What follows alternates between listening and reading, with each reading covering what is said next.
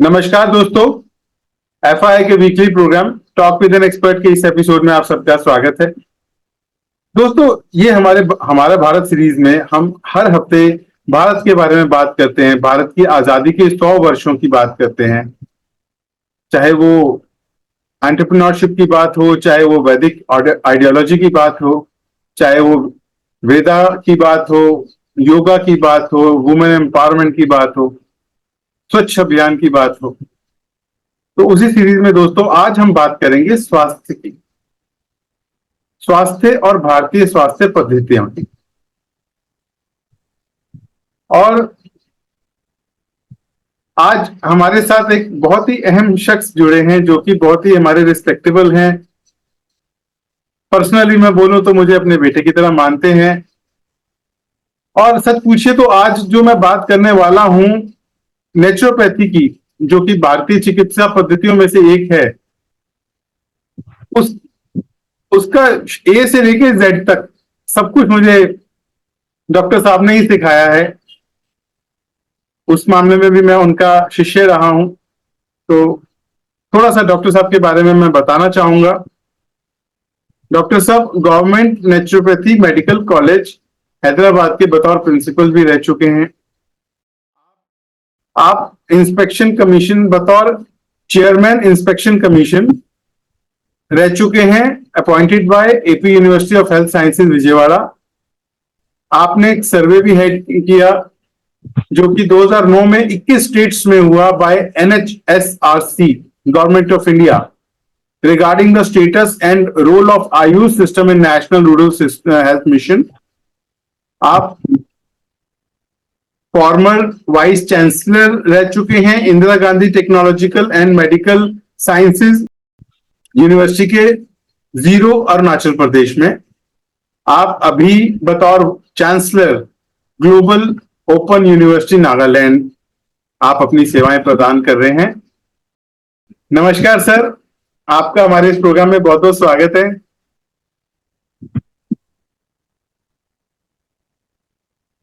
Sir, बड़ा अच्छा लगा आपके साथ ज्वाइन कर करके। जी, और नेचुरोपैथी पर ये आपने पहली बार मेरे ख्याल में ये आयोजन किया है। जी सर। प्राकृतिक चिकित्सा आज केवल भारत में नहीं, सारे विश्व में इस पद्धति की मान्यता है जी और ज्यादा से ज्यादा लोग इस तरफ आज की तारीख में आ रहे हैं। सर, मैं एक गुजारिश मेरा प्रश्न है सर, मैं एक गुजारिश करूंगा पहले कि ये हम चिकित्सा की पद्धतियों के बारे में बाद में बात करेंगे आगे क्वेश्चन आंसर सेशन में, क्योंकि आप एक शुरुआत से जुड़े हुए हैं इस पद्धति के साथ और भी आप पद्धतियों से जुड़े हुए हैं, भारतीय पद्धतियों से। तो मैं सबसे पहले आपसे गुजारिश करना चाहूंगा हमारे ऑडियंस की तरफ से कि आप अपनी जर्नी के बारे में हमारे ऑडियंस को कुछ बताएं। आपकी ये जर्नी कैसी रही, क्योंकि शुरुआत में स्ट्रगल भी रहे, चैलेंजेस भी आए और बहुत आपने अचीवमेंट्स भी किए। तो आप अपनी जर्नी के बारे में हमारे ऑडियंस को बताएं, फिर आगे हम ये पद्धति के बाद क्वेश्चन आंसर सेशन में और करेंगे। मेरी पैदाइश बर्मा की है, जो पड़ोसी देश है म्यांमार जिसका नाम, जी, और उसकी राजधानी है यांगोन। रंगून के नाम से आप लोग ज्यादा जानते। मैं 1967 में रंगून से, जिसको अब यांगोन कहते हैं, कलकत्ता आया। और कलकत्ता आने से पहले मुझे प्राकृतिक चिकित्सा का थोड़ा बहुत अनुभव था। रंगून में मैंने कई लोगों से सीखा था। और मेरे ग्रैंडफादर भी बड़े भक्त थे प्राकृतिक चिकित्सा के। कलकत्ता आने के बाद मैंने प्राकृतिक चिकित्सा वहां शुरू किया कलकत्ते में, सबसे पहले 1967। लेकिन वहां थोड़े समय बाद मैं वहां से लखनऊ आ गया। लखनऊ आया, वहाँ एक बड़े मशहूर प्राकृतिक चिकित्सक थे, डॉक्टर खुशीराम शर्मा तिलकर। सच कहिए तो मेरे असली गुरु प्राकृतिक चिकित्सक डॉक्टर दिलकश जी ही हैं। उनके साथ मेरा बहुत लंबा एसोसिएशन रहा, 1968 से लेकर के और 1980 तक, 68 से 80 तक मैं उनके सानिध्य में रहा। उनका एक दिलकश नर्सिंग होम चलता है, उस वक्त चलता था, अब तो खैर नहीं है। वहां मैं उनके जूनियर के रूप में काम किया, और जो भी मुझे प्राकृतिक चिकित्सा का असली ज्ञान प्राप्त हुआ डॉक्टर दिलकश जी के सानिध्य में ही प्राप्त हुआ। बाद में वहां हम लोगों ने नेशनल कॉलेज ऑफ नेचुरोपैथी की स्थापना की, और उसका मैं लेक्चरर भी था काफी दिन। 1978 में उस संस्था की स्थापना हुई थी। 78 से 80 तक मैं उस national college of naturopathy and research वहां पढ़ाता रहा। नेचर क्योर फिलॉसफी ये मेरा विषय हुआ कर। 1980 में भारत सरकार ने एक संस्था बनाई जिसका नाम था central council for research in yoga and naturopathy. ये स्वास्थ्य मंत्रालय के अंतर्गत सबसे पहली प्राकृतिक चिकित्सा की संस्था थी, और वहां खोज होने लगी कि किसी प्राकृतिक चिकित्सक को नियुक्त करना है। तो मैं वहां सबसे पहला नेचुरोपैथ हूँ जो नियुक्त हुआ अनुसंधान सहायक के रूप जी 1980 में। उस वक्त स्वामी धीरेन्द्र ब्रह्मचारी जी उसके डायरेक्टर हुआ करते थे। हमारे ख्याल में स्वामी धीरेन्द्र ब्रह्मचारी जी का नाम आपके सारे श्रोतागण जानते हो। वे मशहूर आदमी थे, इंदिरा जी के साथ उनकी बहुत निकट संबंध रहे हैं, और ब्लैक एंड व्हाइट टीवी का जमाना जब था तो नेशनल टीवी पर हफ्ते में 2 रोज उनका योग का कार्यक्रम हुआ करता, और बड़ा पॉपुलर कार्यक्रम था। हमारे ख्याल में योग के प्रचार प्रसार का जो सबसे पहला सबसे पॉपुलर नाम था वो धीरेन्द्र ब्रह्मचारी जी का ही। उनका बहुत बड़ा योगदान है योग को प्रचार प्रसार देने में, और उन्हीं के अधीन मैं 10 साल तक काम करता रहा। Central council for research in yoga and naturopathy, केंद्रीय योग एवं प्राकृतिक चिकित्सा अनुसंधान परिषद, ये आज भी है, मिनिस्ट्री ऑफ आयुष के अंतर्गत संचालित एक संस्था है। और उसी संस्था में काम करने के दौरान हैदराबाद में एक कॉलेज हुआ करता था, गांधी नेचर क्योर कॉलेज नाम था, और वहां पहली बार किसी विश्वविद्यालय ने उस कॉलेज को अफिलिएट किया था, और वहां 4.5 साल का कोर्स चलता था नेचुरोपैथी का, और एक डिप्लोमा दिया जाता था, डिप्लोमा इन नेचुरोपैथी, और वो ओस्मानिया यूनिवर्सिटी हैदराबाद उससे अफिलिएटेड था। वो कॉलेज किसी वजह से बंद हो गया था, और 9 महीने तक बंद था। स्टूडेंट स्ट्राइक और मिसमैनेजमेंट और दुनिया भर के झगड़े थे वहां। तो यहाँ एक भारत सरकार में मीटिंग हुई जिसमें आंध्र प्रदेश सरकार के भी जो सेक्रेटरी थे आए हुए थे स्वास्थ्य के, और धीरेन्द्र ब्रह्मचारी जी भी थे। और उस मीटिंग का उद्देश्य ये था कि क्या इस कॉलेज को बंद किया जाए या चालू किया जाए, या तो परमानेंटली बंद कर दिया जाए 9 महीने से बंद, या फिर रीओपन कर करके उसको संचालित किया जाए, क्योंकि वो भी विद्यार्थी थे उसके माँ बाप बहुत दबाव डाल रहे थे, हजारों की संख्या में चिट्ठियां आती थी। तो उस मीटिंग में यह निर्णय हुआ कि उस कॉलेज को चालू किया जाए, बंद नहीं किया जाएगा, क्योंकि देश में एकमात्र ऐसा कॉलेज है प्राकृतिक चिकित्सा का जो किसी विश्वविद्यालय से संबद्ध। तो हुआ कि कौन जा करके उसको चालू करेगा। हमें धीरेन्द्र अंजारी जी ने कहा मेरे पास आदमी है और मैं भेजूंगा, ये डॉक्टर एस एन पांडे जाएंगे वहाँ और जा करके उसको चालू करेंगे। इस तरह से मुझे सेंट्रल काउंसिल की तरफ से भेजा गया उस कॉलेज को खोलने के लिए।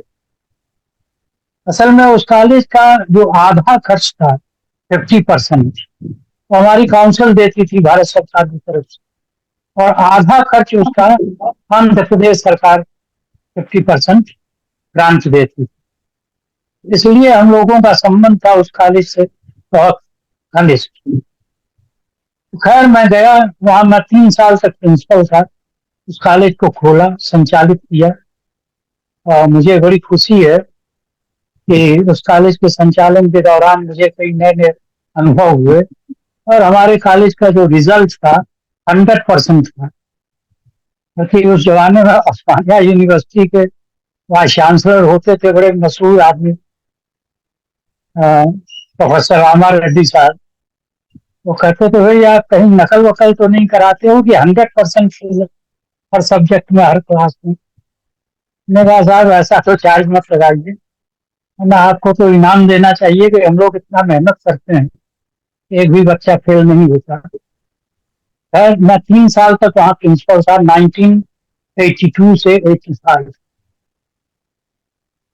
भारत में सबसे पहला हेल्थ यूनिवर्सिटी विजयवाड़ा में स्थापित हुई, आंध्र प्रदेश तक। तेलंगाना तो अभी बाद में बना, उस वक्त केवल आंध्र प्रदेश था। आंध्र प्रदेश में सबसे पहला जो विश्वविद्यालय हेल्थ यूनिवर्सिटी हिंदुस्तान में बनी वो विजयवाड़ा में बनी। उसका जी नाम था AP university of health sciences. बाद में उसको NTR university of health sciences. आज लगभग सभी प्रांत में हेल्थ यूनिवर्सिटीज हैं। उस वक्त वो सबसे पहली यूनिवर्सिटी बनी थी हेल्थ की। तो हेल्थ यूनिवर्सिटी बन गई स्टेट में। तो ये हुआ कि जितने भी मेडिकल कॉलेजेस हैं, आयुर्वेद, यूनानी, होम्योपैथी या एमबीबीएस करने वाले जो एलोपैथी के कॉलेज, सारे कॉलेजेस उस यूनिवर्सिटी से एफिलिएट, चाहे डेंटल कॉलेज हो या और भी किसी, इस तरह से सबका एफिलिएशन हेल्थ यूनिवर्सिटी जो बनी उसमें हुआ। नेचुरोपैथी का जो मेरा कॉलेज था उसका ये कहा जाने लगा कि भाई आपको हम एफिलिएट तब तक नहीं करेंगे जब तक कि आपका ये कोर्स जो अभी 4.5 साल का है वो 5.5 साल का न कर दिया जाए, और एमबीबीएस और बाकी जो कोर्सेज हैं उसके अखबार न लाया जाए। तो मैंने कहा ठीक है, इसको अपग्रेड करते हैं। मैंने एप्लीकेशन वगैरह लगाया,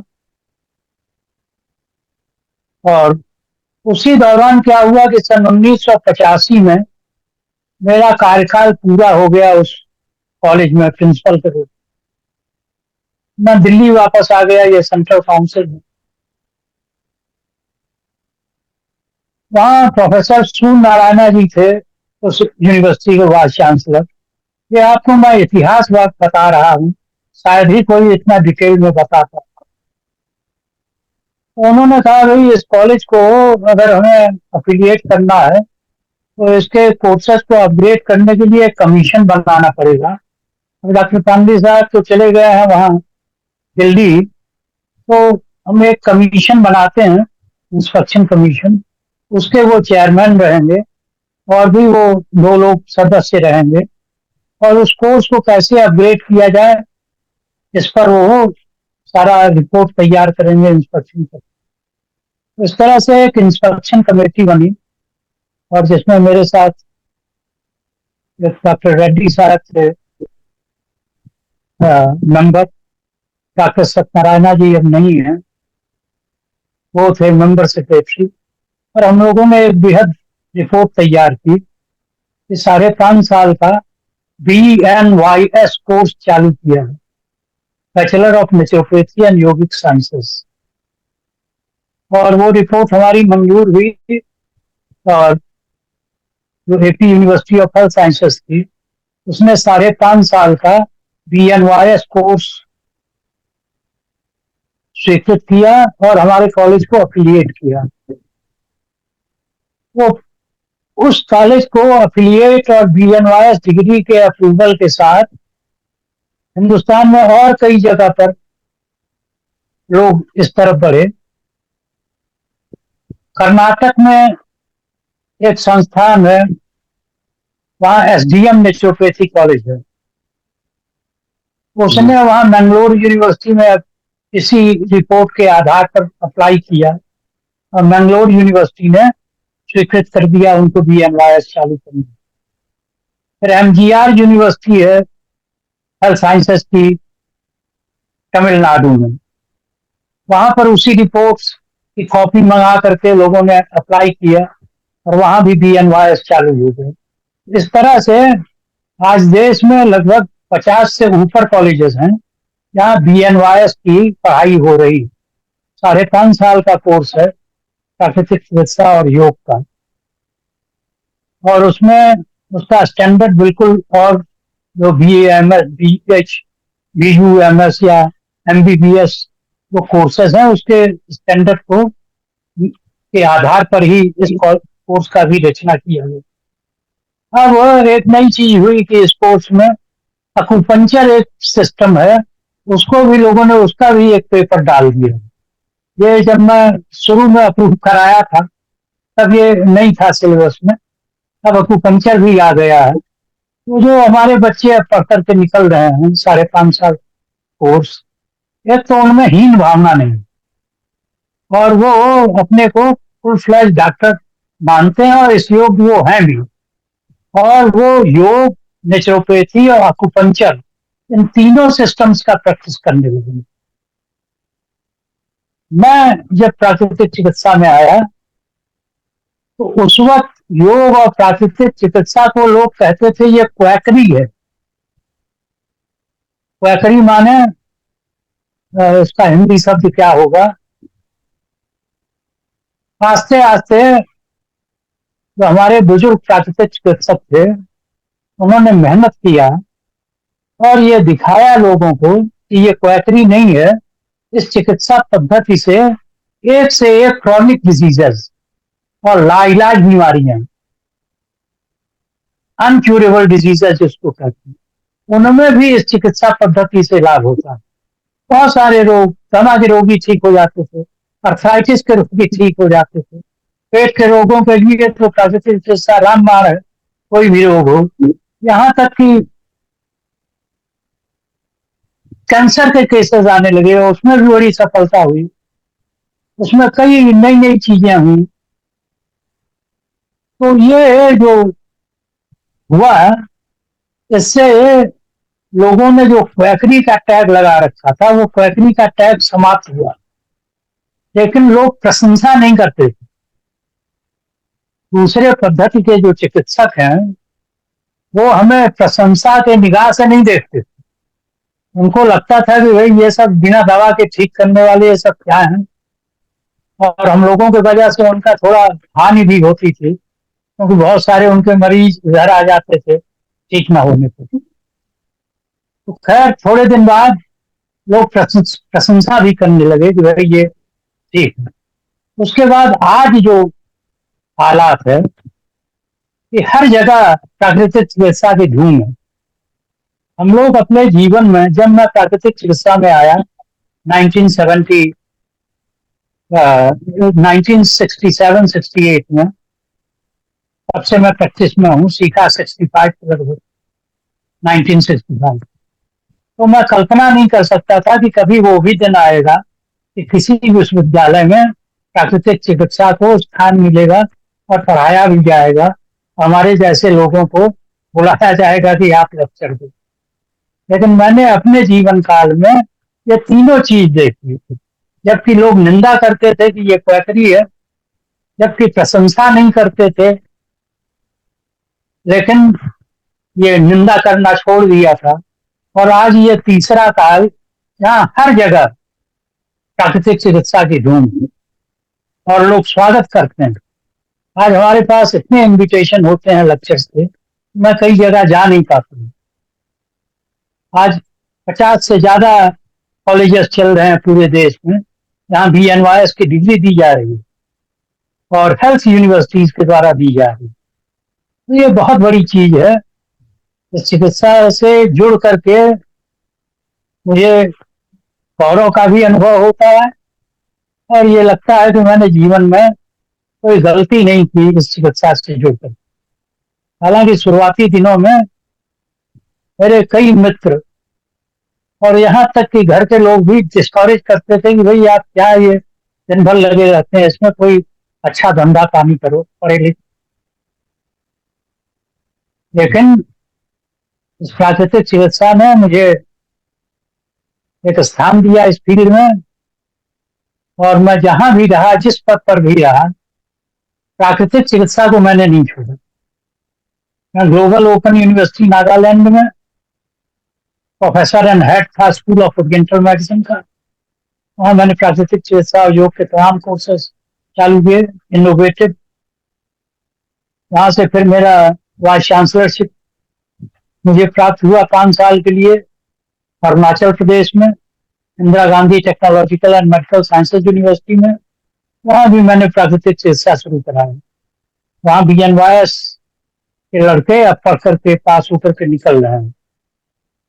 तो आने वाले दिनों में मुझे लगता है कि प्राकृतिक चिकित्सा की धूम रहेगी पूरे देश में और ये लोग अपना अपना योगदान दे सकेंगे। ये मेरी यात्रा है अब तक की। मेरे यात्रा में दो, एक तो प्राकृतिक चिकित्सा है, दूसरा ये हायर एजुकेशन है। हायर एजुकेशन में तो आपके साथ बहुत सारे लोग बातचीत करने वाले मिल जाते हैं। मैं सोचा कि वही प्राकृतिक चिकित्सा के इतिहास को मैं आपको बता दूं। जी धन्यवाद सर। ये हमारे लिए भी गौरव की बात है आज आपके साथ जुड़ना, क्योंकि नेचर क्योर का जब भी नाम लिया जाएगा, मैं समझता हूं आप एक नेचर क्योर के उसमें पिलर का काम करते हैं। आप एक पिलर हैं। जिस तरह फिल्म इंडस्ट्री में हम दिलीप कुमार साहब का नाम लेते हैं या अमिताभ बच्चन जी का नाम लेते हैं, उसी तरह आपका नेचुरोपैथी में नाम लिया जाएगा और आप स्तंभ हैं। इतने बड़े बड़े आदमियों के साथ मेरा नाम मत जोड़िए। मैं एक साधारण प्राकृतिक चिकित्सक हूँ। लेकिन हाँ, ये बात है कि आज हमारे ख्याल में देश में मेरे साथ के जितने भी पुराने प्राकृतिक चिकित्सक थे, बहुत कम लोग रह गए हैं।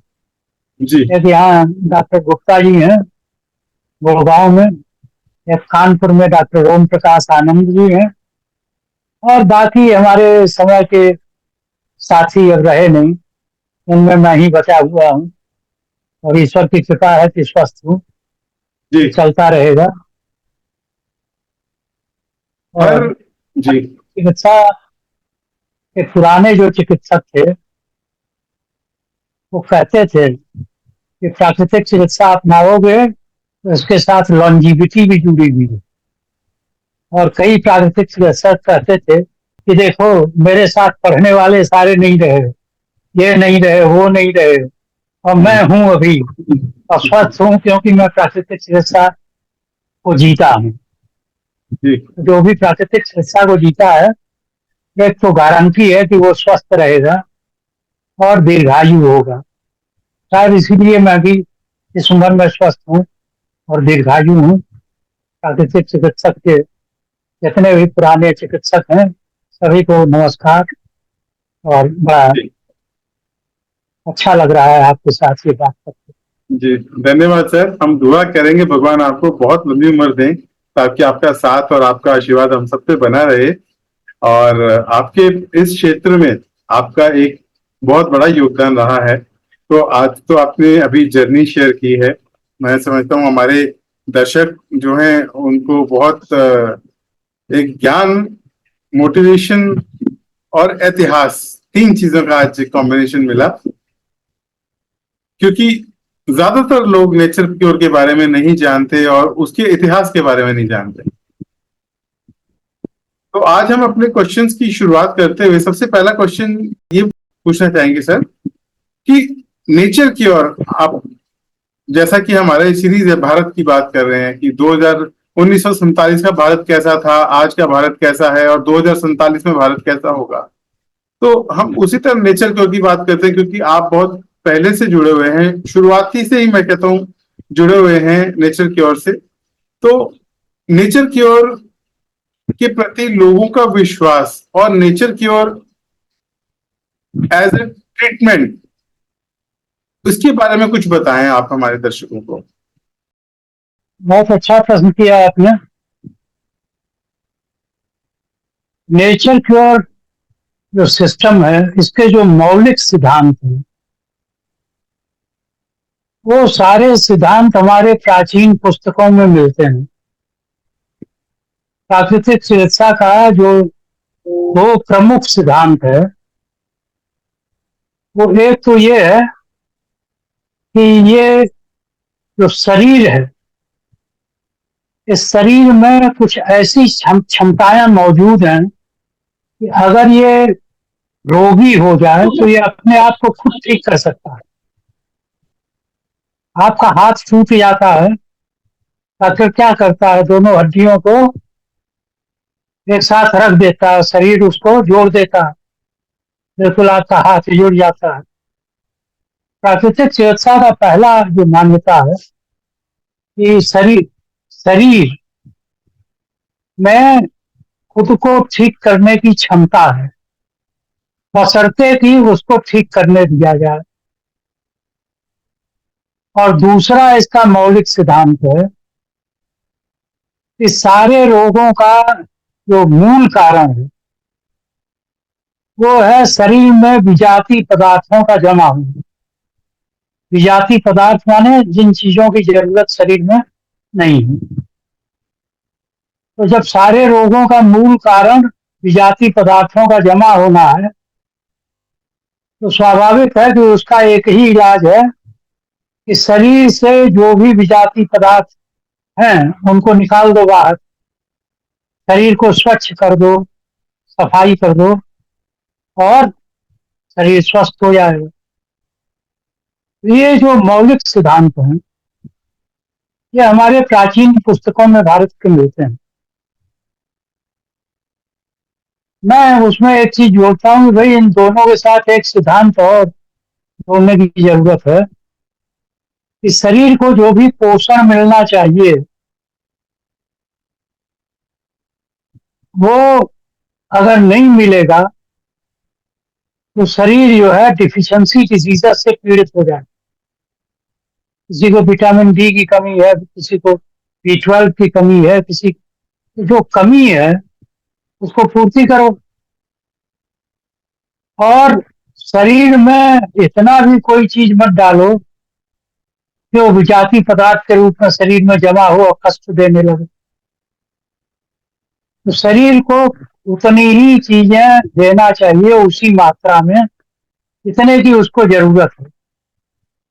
ज्यादा दोगे तो भी गड़बड़ है, उससे भी रोग होगा। तो डिफिशियंसी डिजीजेस न हो, इसका ध्यान रखना बहुत जरूरी है। तो ये सारे सिद्धांत कोई नए नहीं है, हमारे आयुर्वेद में और प्राचीन ग्रंथों में सब मिलते हैं। लेकिन इन सिद्धांतों को लेकर के विदेशों में कुछ लोगों ने बड़ा काम किया। जैसे एक साहब हुए लुई कूले, जर्मन थे ये, तो इन्होंने ये सिद्धांत दिया कि शरीर में विजातीय पदार्थों के इकट्ठा होने पर रोग होता है, और उसका नाम रखा है इन्होंने unity of disease and treatment. Root cause of all the diseases is one, that is accumulation of morbid matter in the body, and cure lies in eliminating those morbid matter from the body. लिकुले ने एक किताब भी लिखी, उस किताब का नाम था न्यू साइंस ऑफ हीलिंग। अच्छा, इस किताब को दुनिया के लगभग बहुत सारे लैंग्वेजेस में इसका अनुवाद हुआ। भारत में आंध्रा में एक डॉक्टर शर्मा जी थे, उन्होंने इस किताब को तेलुगु में ट्रांसलेट किया सन 1900 के लगभग। और यहाँ बिजनौर में एक वकील साहब थे, श्रोति किशन स्वरूप, उन्होंने इस पुस्तक को उर्दू और हिंदी दो भाषाओं में अनुवाद किया। और इस पुस्तक का इतना व्यापक प्रचार हुआ कि जगह जगह नेचुरोपैथी सेंटर्स खुलने लगे, क्योंकि इसमें जो सिद्धांत दिए हुए थे उस सिद्धांत के अनुसार वो जल चिकित्सा करो और एनिमा लो और हिप बाथ लो, ये सब जो शरीर को अंदर से सफाई करने की और बाहर से सफाई करने की जो चीजें चली, उससे लोगों को बड़ा फायदा हुआ, बड़े तेजी से प्रचार हुआ। लेकिन इसमें सबसे बड़ा योगदान महात्मा गांधी का। महात्मा गांधी जब इंग्लैंड में पढ़ने गए थे, ये क्योंकि शाकाहारी थे, वहां ये खोज करते रहते थे कि कहाँ शाकाहारी भोजन मिले, और वहीं इनके खोज में वो मिल गया वेजिटेरियन सोसाइटी लंदन में, उसके ये सदस्य बने। और वहां इन्हें प्राकृतिक चिकित्सा के तमाम साहित्य का भी परिचय हुआ। तो ये एक लुई कुने की किताब, सॉरी, अडल्फ यूस्ट की एक किताब है, रिटर्न टू नेचर, प्रकृति की ओर लौटो। इस पुस्तक से वो बहुत ज्यादा प्रभावित हुए, इतने प्रभावित हुए कि उन्होंने प्राकृतिक चिकित्सा के बारे में और ज्यादा से ज्यादा मालूमात शुरू कर दिया और खुद पर प्राकृतिक चिकित्सा के नुस्खों को आजमाने भी लगे। और आस्ते आस्ते वो हालत ये हो गई कि वो बिल्कुल प्राकृतिक चिकित्सक बन गए। और आपको शायद याद हो, उन्होंने उर्ली कांचन नाम की एक जगह है पुणे के पास, महाराष्ट्र में, वहां एक निसर्गोपचार केंद्र यानी प्राकृतिक चिकित्सा केंद्र, उसकी स्थापना की, आज तक चल रहा है। और हम लोगों ने जब प्राकृतिक चिकित्सा शुरू किया था, तो हमारे लिए वो चिकित्सा केंद्र जो उर्ली कांचन का निसर्गोपचार केंद्र है, उससे बहुत सहायता मिलती थी। एक तो कोई साहित्य मंगाना हो तो वहां से मिल जाता था, और दूसरे हमें लोग क्वैक कहते थे, तो हम उन्हें कहते थे कि देखो महात्मा गांधी ने एक चिकित्सालय बनवाया था, और उस चिकित्सालय में गांधी जी खुद चिकित्सक थे सबसे पहले, और 2000 से ज्यादा रोगियों का उन्होंने इलाज किया। और उसके बाद उसका चार्ज उन्होंने बालकोवा जी को दिया। बालकोवा जी के बारे में शायद आप लोग जानते हो ना, जानते हो, विनोबा भावे जी इस देश के बहुत बड़े संत, वो 3 भाई थे। एक भाई उनके बालकोवा जी थे, वो भी बहुत बड़े संत थे, और उनको गांधी जी ने कहा कि भाई तुम ये प्राकृतिक चिकित्सा संभालो, यहाँ सर्वोपचार को केंद्र को देखो। उन्होंने पूरा जीवन अपना उस केंद्र पर उठाया। अभी मैं साल भर पहले वहां गया था, वहां जाने पर बड़ी शांति की अनुभूति। तो इस तरह से प्राकृतिक चिकित्सा गांधी जी के आने से बड़ा पॉपुलराइज है। गांधी जी ने प्राकृतिक चिकित्सा पर काफी साहित्य भी लिखे, और उन्होंने काफी उनका सैद्धांतिक योगदान है। भारतीय ये हिंदुस्तान में प्राकृतिक चिकित्सा के 2 डिफिनीशंस हैं। एक डिफिनीशन है इंडियन डिफिनीशन, परिभाषा, डिफिनीशन माने परिभाषा। प्राकृतिक चिकित्सा की 2 परिभाषाएं, एक परिभाषा है भारतीय। भारतीय परिभाषा ये कहती है कि हमारा शरीर 5 महाभूतों से मिलकर के बना हुआ है। 5 महाभूत माने हवा, पानी, मिट्टी, अग्नि, आकाश।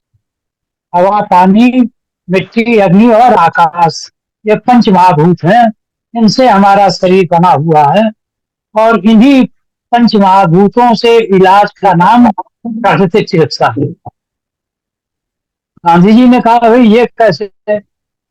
ये जो हवा, पानी, मिट्टी, अग्नि, आकाश है, ये तभी तक शरीर पर काम करती है जब तक कि शरीर में प्राण हो। एक मुर्दे पर आप लगाते रहो मिट्टी की पट्टी, कुछ भी वो असर नहीं होगा। तो जब तक प्राण है तब तक ये पंच महाभूत काम करता है। तो वो जो प्राण तत्व है उसका भी तो हीलिंग होना चाहिए। उसका हीलिंग कैसे होगा, उसकी चिकित्सा कैसे होगी? हवा पानी मिट्टी अग्नि आकाश उस पर काम नहीं करेगी। उस पर काम करेगी राम नाम। राम नाम माने प्रार्थना। अपने आस्था के अनुसार आप प्रार्थना करें। तो इस तरह से 6 तत्व हो गए प्राकृतिक चिकित्सा में। पंच महाभूत प्लस राम नाम।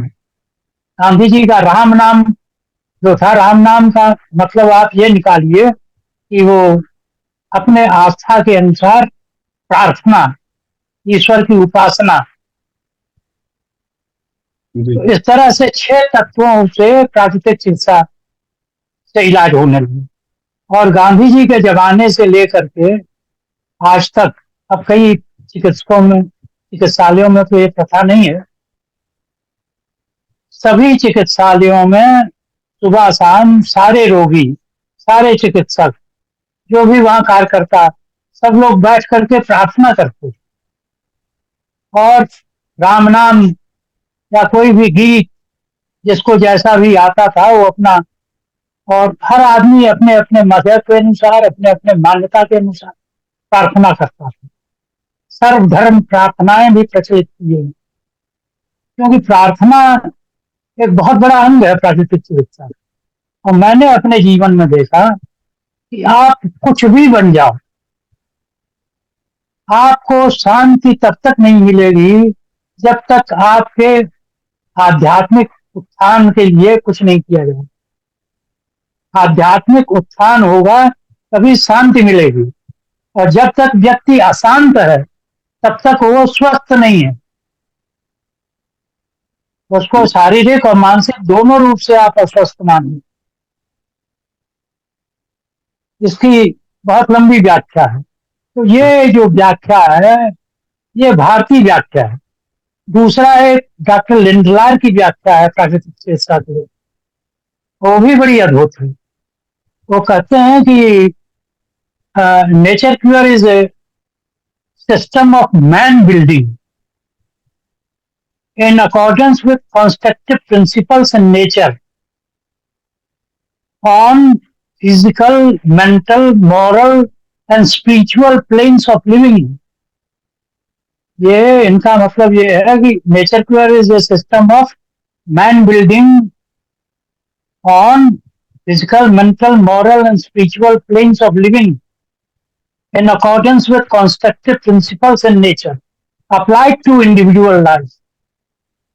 यानी प्राकृतिक चिकित्सा व्यक्ति को उसके शारीरिक, मानसिक, नैतिक और आध्यात्मिक 4 पहलुओं पर निर्मित करने का एक विज्ञान है। ये निर्माण कैसे? प्रकृति में अंतर्निहित जो कॉन्स्ट्रक्टिव प्रिंसिपल्स हैं, निर्माणकारी जो प्रिंसिपल्स हैं, सिद्धांत हैं, उनके अनुसार व्यक्ति को निर्मित करने का एक विज्ञान है। वो क्या कह रहे हैं? वो कह रहे हैं कि आदमी जो है कम से कम 4 तलों पर जीता है, शारीरिक, मानसिक, नैतिक। तो नैतिक रोग भी होता है।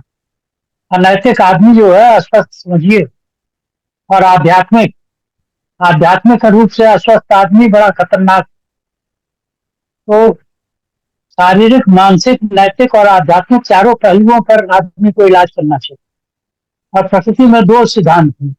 एक सिद्धांत ये है कि हर चीज निर्मित हो रही है। एक बच्चा छोटा सा पैदा हुआ, वो बड़ा हो जाएगा, बड़ा होकर के जवान हो जाएगा, शादी विवाह करेगा, बच्चे पैदा करेगा, फिर बूढ़ा हो जाएगा, एक दिन मर जाएगा। पेड़ पौधे, जीव जंतु, इस पृथ्वी पर, इस दुनिया में जो भी चीजें हैं वो इस नियम के अनुसार ही है। आज नहीं कल हर चीज को विदा होना है और ये दोनों एक साथ चलते हैं। बच्चा पैदा हुआ, उसी दिन से मरना भी शुरू कर देता है, उसका जीवन कम होता जाता है। मैं भी कभी बच्चा था, अपने जवानी में बड़ा अच्छा लगता था खुद को अपनी शक्ल देख करके। और अब देखो, है ना, सब चीज जो है बुढ़ापे में बुरी लगने लगी।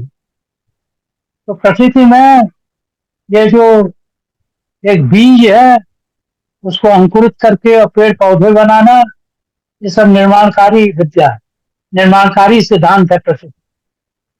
और वो पेड़ सूख करके एक दिन गिर करके और खत्म हो जाए, ये उसके डिस्ट्रक्टिव प्रिंसिपल्स हैं। आदमी बच्चे से जवान हो रहा है, ये कॉन्स्ट्रक्टिव प्रिंसिपल है। अब बूढ़ा होकर के एक दिन मर जाएगा, ये डिस्ट्रक्टिव प्रिंसिपल है। तो कहते थे कि कॉन्स्ट्रक्टिव प्रिंसिपल्स के अनुसार व्यक्ति को निर्मित करो ताकि वो स्वस्थ रहे, दीर्घायु हो, है ना। डिस्ट्रक्टिव प्रिंसिपल्स ओवर पावर कर जाएंगी तो आप बीमार पड़ जाओगे। तो ये सारे सिद्धांत वेस्ट में, जर्मनी में खास तौर पर, और तमाम देशों में, यूके में, अमेरिका में, ये सब पैदा हुए। तो प्राकृतिक चिकित्सा को लेकर के दो तरह के मत हैं। एक मत तो ये है, हम लोग जो मानते हैं कि इसके जो मूल सिद्धांत हैं हमारे पुस्तकों में पहले से हैं, और हम इन मूल सिद्धांतों के अनुसार जीते भी रहे हैं।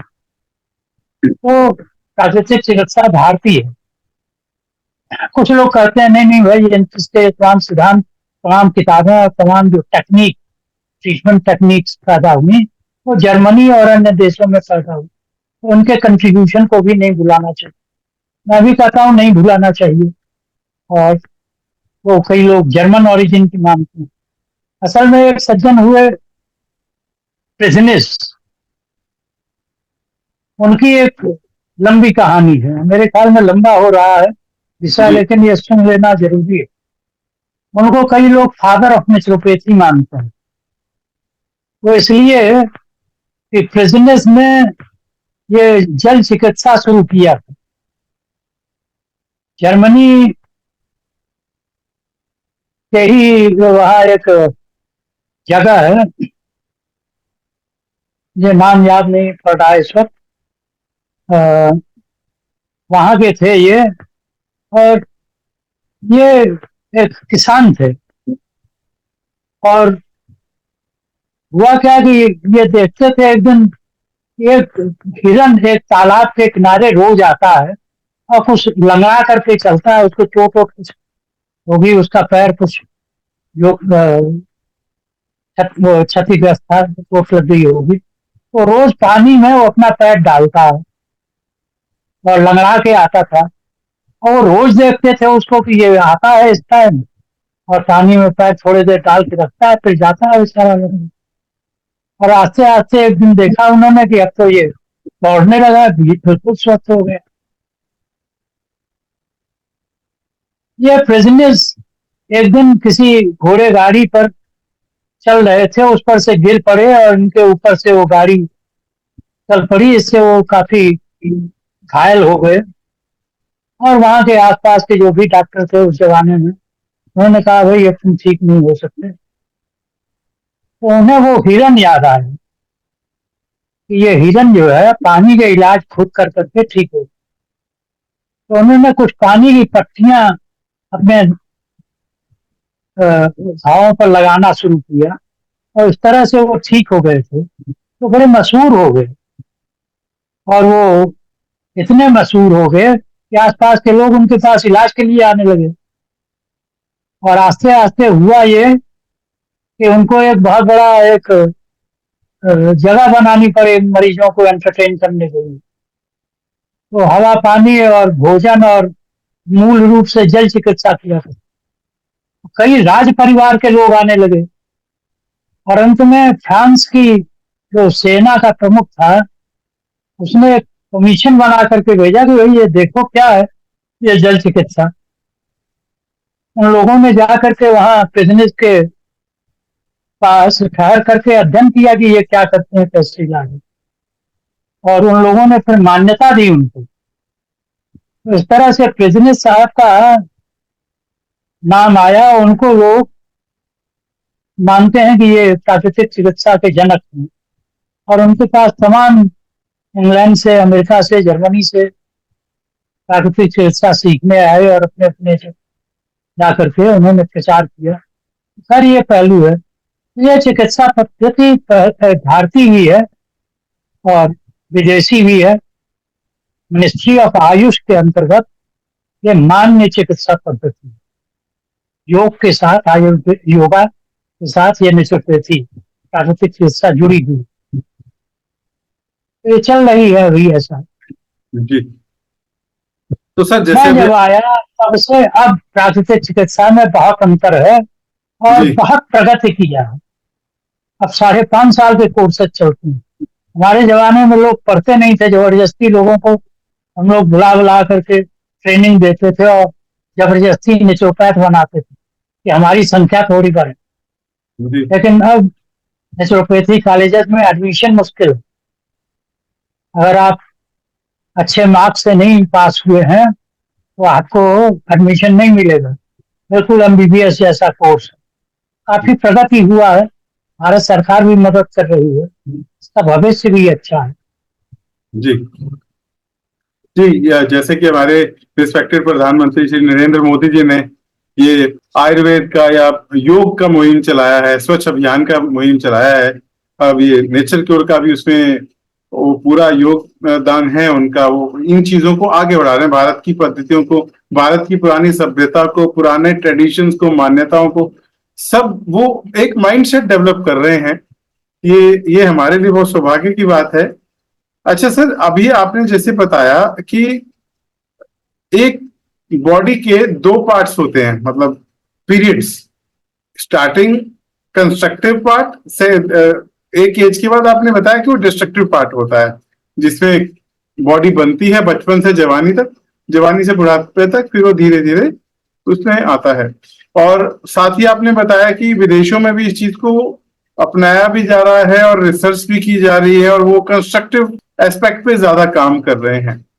तो एक आम आदमी के नजरिए से हमें अपने लाइफस्टाइल में ऐसा क्या करना चाहिए जिसमें कि हमारे जो कंस्ट्रक्टिव चीजें हैं उसको हम देर तक मेंटेन कर सकें।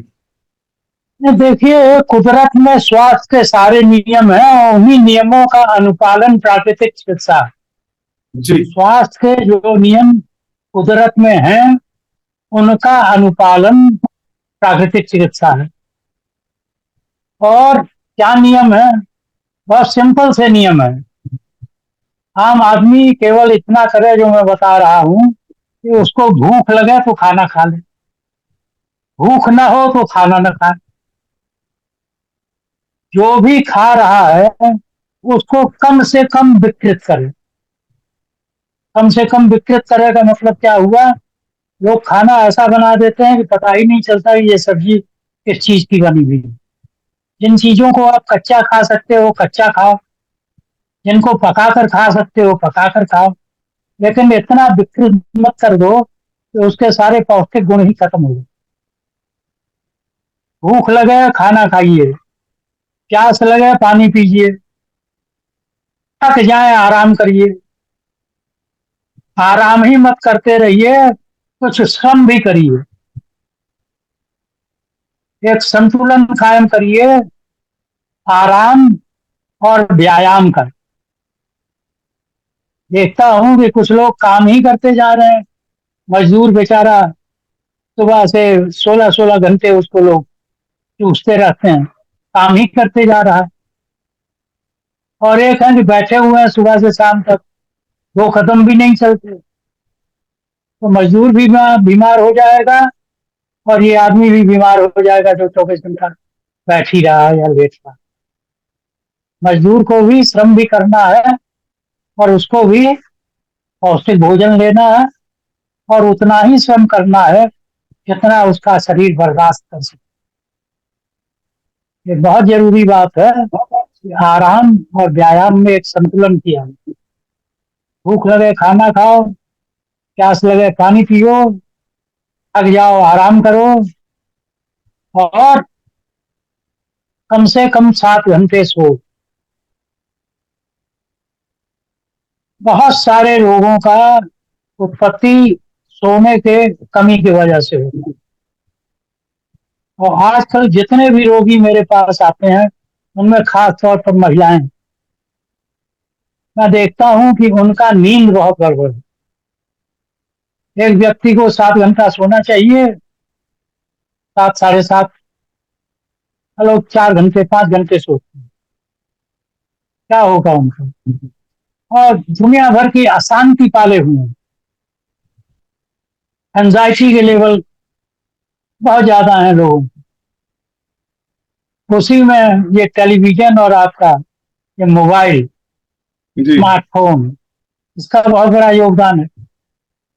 व्हाट्सएप, फेसबुक और पता नहीं क्या क्या नई नई चीजें आ गई, उसमें लोग उलझे रहते हैं, बैठ करके हाथ चला रहे हैं, सोएंगे नहीं, 2-2 बजे 3-3 बजे तक लगे हैं।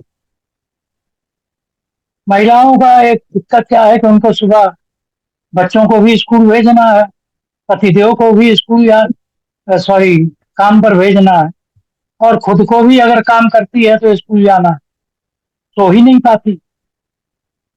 100 में 90 महिलाएं जो मेरे पास इलाज के लिए आती हैं ना, उनका मैं स्लीप रेगुलेट कर उनको काफी लाभ पहुंचा। और उसके लिए देखो, कुदरत में दिन में सूरज उगता है, एक काम करो, रात को अंधेरा हो जाता है, आराम करो, सो जाओ। लेकिन अब बिजली आ गई है, तो ये जो अंदर हमारी घड़ी है, बायोलॉजिकल क्लॉक, वो गड़बड़ हो गई है। सोने के टाइम लोग जागते हैं और जागने के टाइम सोते हैं। मैं बहुत सारे ऐसे लोगों को जानता हूँ जो रात को 3-3 बजे तक जाग रहे हैं और सुबह देर से उठेंगे और फिर शिकायत करेंगे कि मैं बीमार हूँ। अरे भाई, आप चौकीदारी करते हो और मजबूरी है, कोई ऐसी ड्यूटी है कि रात को जाना है, भाई ठीक है, आप चौकीदारी करो या अपनी ड्यूटी करो रात वाली, और दिन में पर्याप्त नींद ले लो 7 साढ़े 7 घंटे।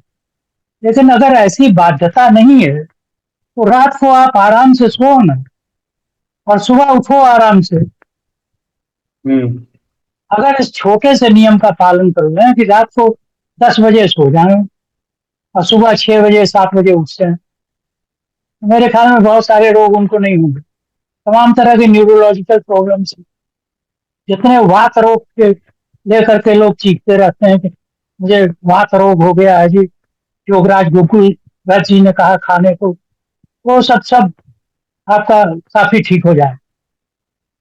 सोना बहुत जरूरी चीज है, 7 घंटे 8 घंटे के बीच आपको सोना चाहिए, और 2 hours sleep before midnight is better than 4 hours sleep after midnight qualitatively. इसका मतलब ये हुआ कि रात को 12 बजे से 2 घंटा पहले, यानी 10 से 12 बजे का जो 2 घंटे सोना है, वो 12 से 4 बजे तक के सोने से ज्यादा क्वालिटेटिवली, गुणवत्ता के अनुसार ज्यादा श्रेष्ठ है। अगर जो बातें मैंने अभी बताई उनका जीवन में थोड़ा सा पालन करने लगे तो कोई कारण नहीं है कि वो अस्वस्थ हो। कोई भी व्यक्ति जो स्वस्थ पैदा हुआ है उसको स्वस्थ ही रहना चाहिए। अगर कोई अस्वस्थ स्वस्थ पैदा हुआ है और अस्वस्थ हो गए, तो इसका मतलब कोई ना कोई गड़बड़ी उसने जाने में या अनजाने में की होगी, तभी वो बीमार पड़ा।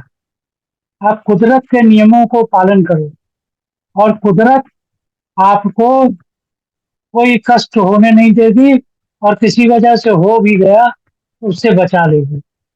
आहार, निद्रा, काम, अभ्यास, इन चीजों पर अगर ध्यान रखें, कोई कारण नहीं है कि आप बीमार पड़े।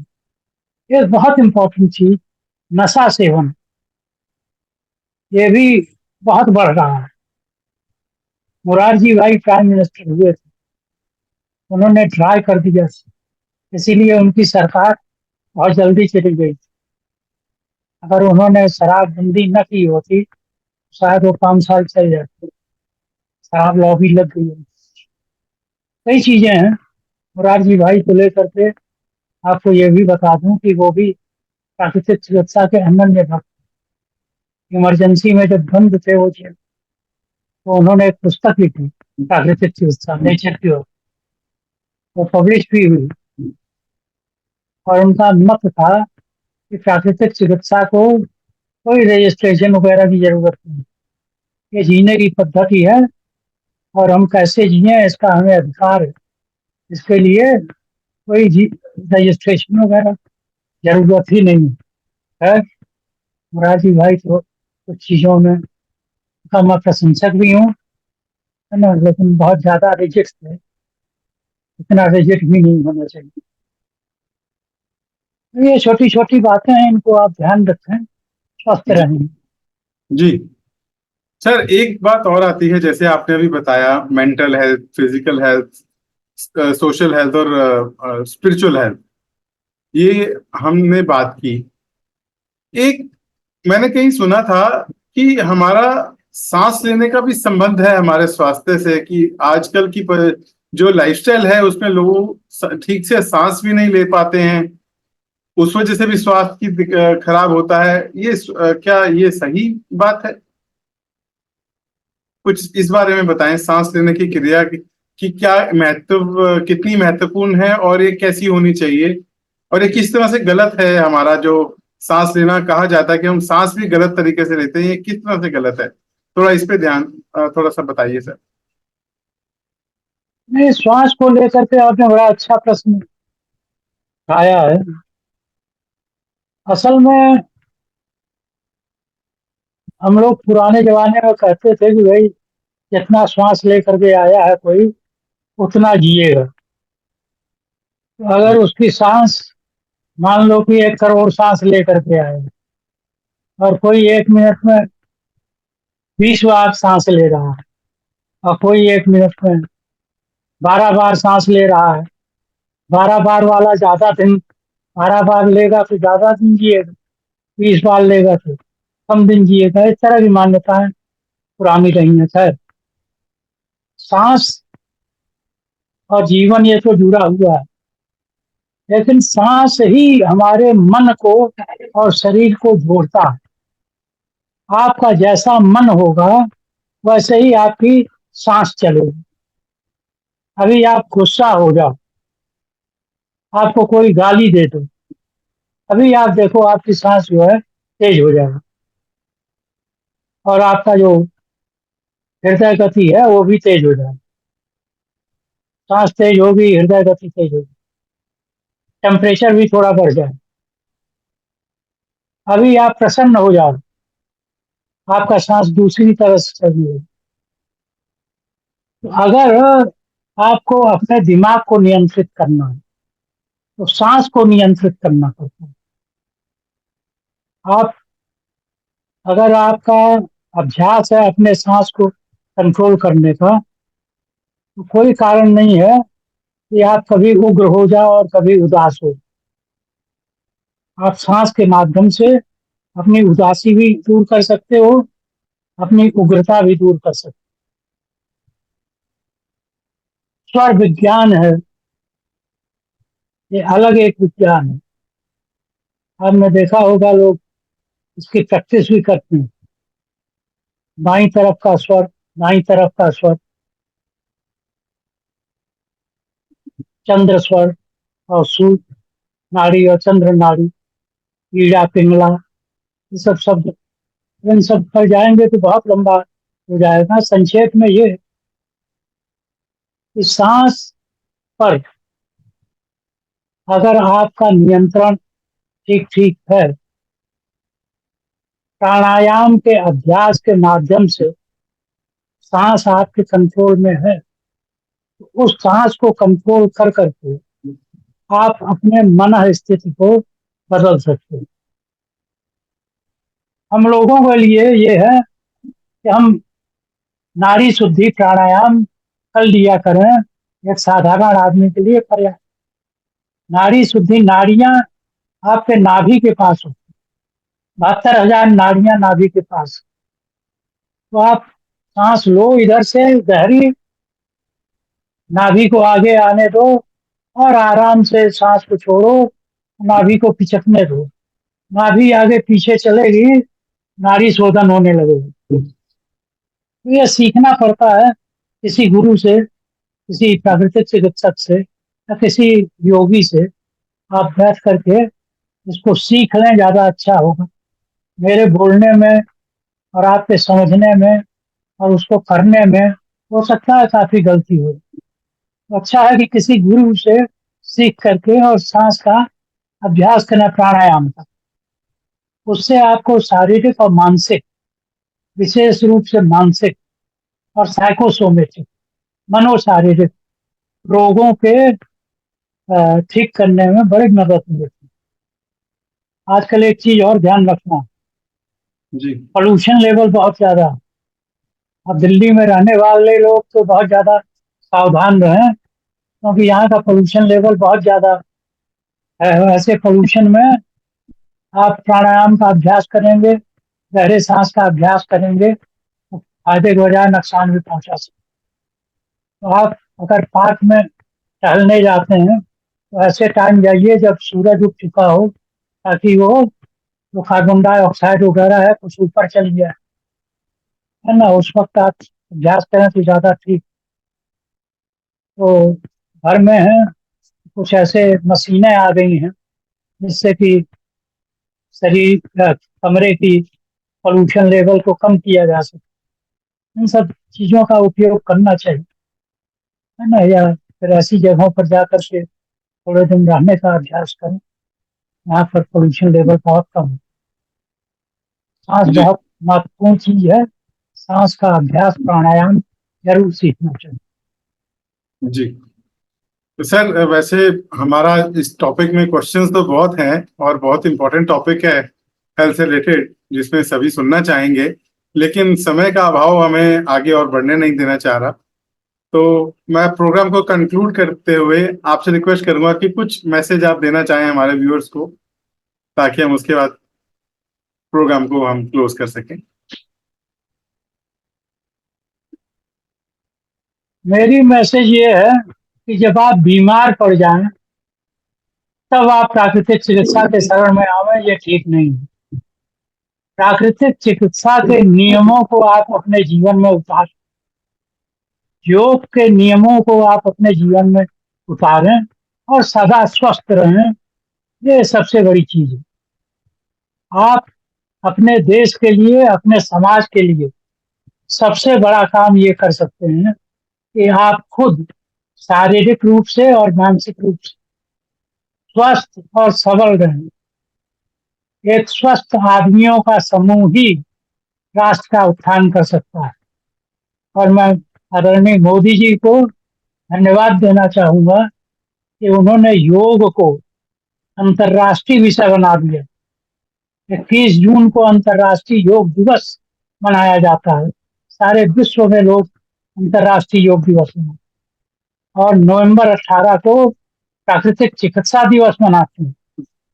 तो इससे इन पद्धतियों के प्रचार प्रसार में बहुत बड़ा बल मिलता है। और इनके प्रचार प्रसार से स्वाभाविक है कि लोगों में जागरूकता बढ़े और वो अपने जीवन में इन पद्धतियों को उतारेंगे। मेरी कामना है कि आप लोग सब स्वस्थ रहें, सबल रहे हैं और देश के लिए उपयोगी साबित। जी। धन्यवाद। धन्यवाद सर। तो दोस्तों, ये था आज का हमारा प्रोग्राम हेल्थ के ऊपर, भारतीय चिकित्सा पद्धतियां और भारतीय लोगों की हेल्थ के ऊपर।